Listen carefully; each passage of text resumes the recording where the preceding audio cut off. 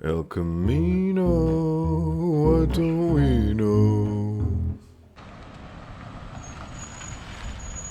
Howdy.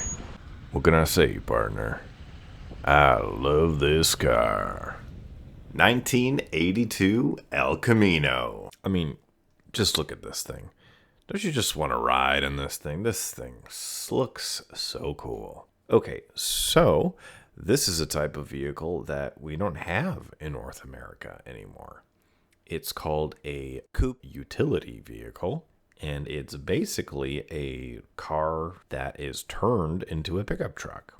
So you have the same front cab, I guess you could call it, as a car from this era. It's low and wide like a car. It is like a car inside. But the back end is like a pickup truck. Kind of like a mullet. Business in the front, party in the back. Except it's kind of the opposite with the El Camino. You're partying in the front, and you get some junk in the back.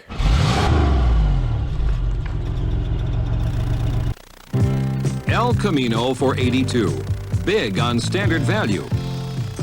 As hardworking as it is good looking. For those who want a lot of car in their truck and a lot of truck in their car. The reason I mention that we don't have this in North America anymore is because it still exists in other parts of the world, most notably Australia, although that's also starting to go away. But Australia is very well known for their ute culture. This fucking sucker in the ute, eh? Since the late 50s, there were a few companies that made cars like the El Camino, but that went away in the 80s, and the closest thing we had in North America was like the Subaru Baja, which was kind of like a car. It was car-ish. It was like a car-ish pickup truck, but this is not really something we see nowadays. And when we do get a glimpse of an El Camino, it really catches our attention because our brains are like, well, at least my brain is like, what is that?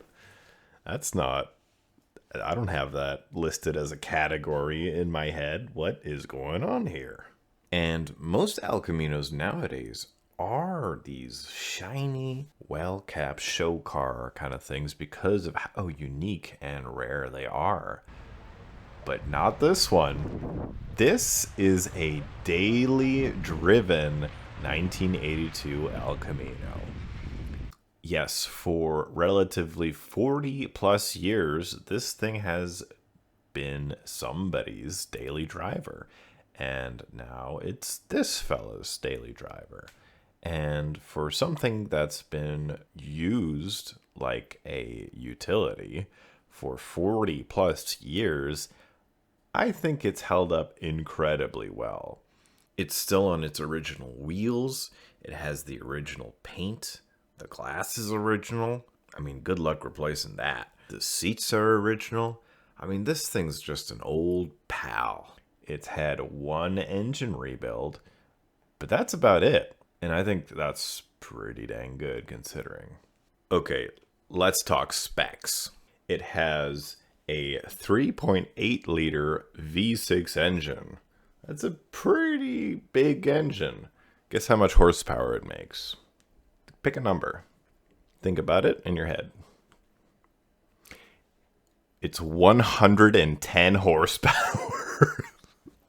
Now, 110 horsepower, you might be thinking, hey, my dirty uncle's Corolla makes 140 horsepower. And that's an economy car with a small little engine. So what's going on? As a general rule, the newer a car is, the newer technology it has, and the more power it can produce. So generally, newer cars have more power, except for this era. Like cars from the 60s, a 1968 El Camino, for example, base model, has 140 horsepower, even though it's 14 years older and it has a smaller engine. So what's going on in this era?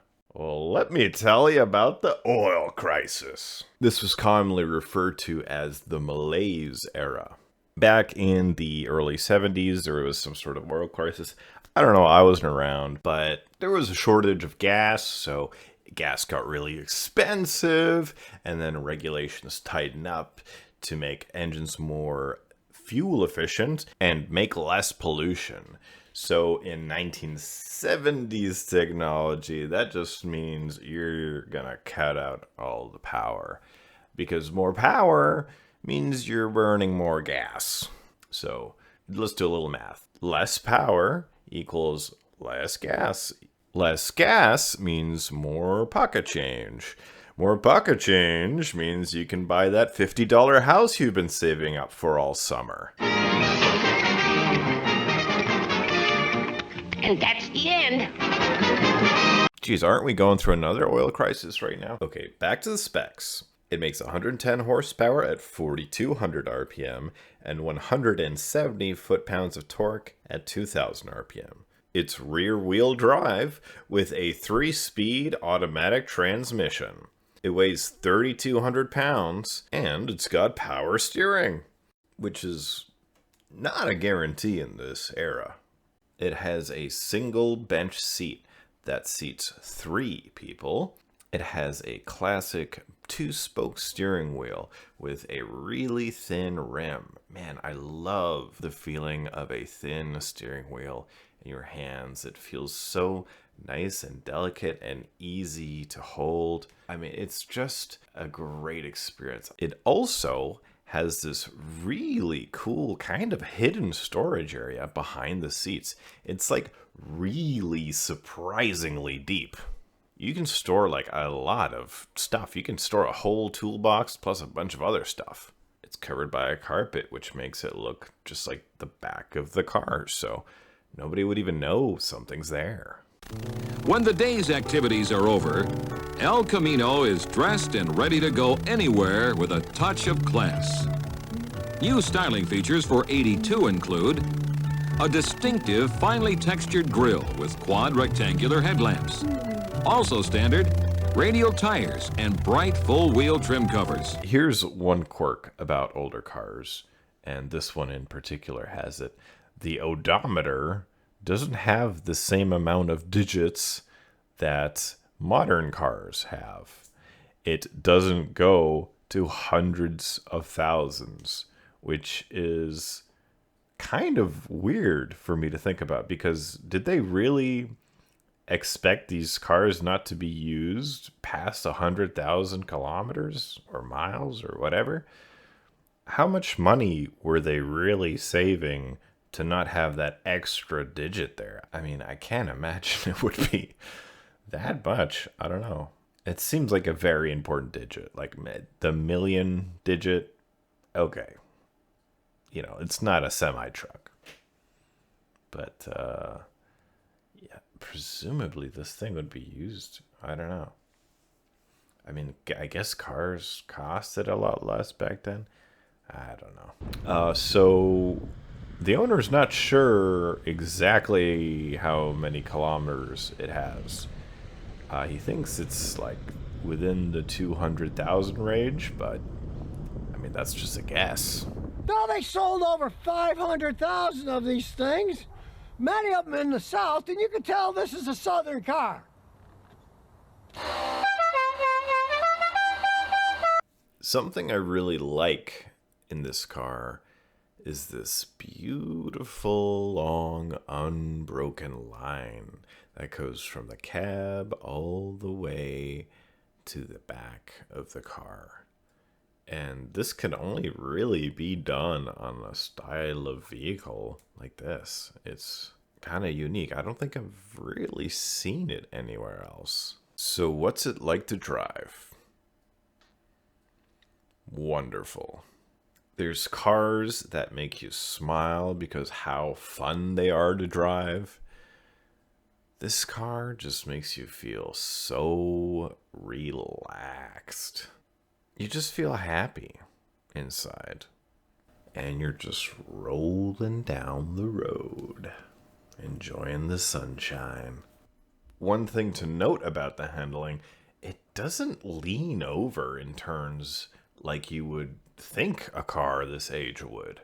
I took this pretty sharp corner, expecting it to lean like a boat, but it just stuck there. Super weird. I don't know how that's happening.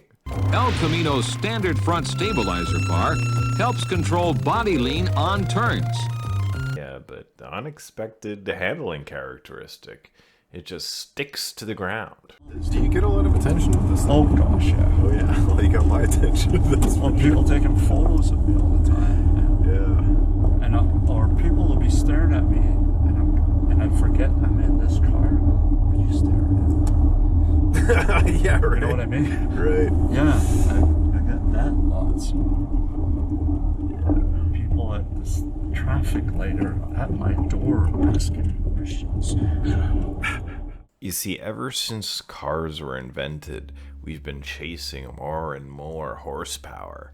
And nowadays, I think we've got it. I mean, I think we have plenty of horsepower anywhere you want. I mean, even a modern Prius has like 200 plus horsepower. It has a 0 to 60 in 7 seconds. A Prius, an economy car.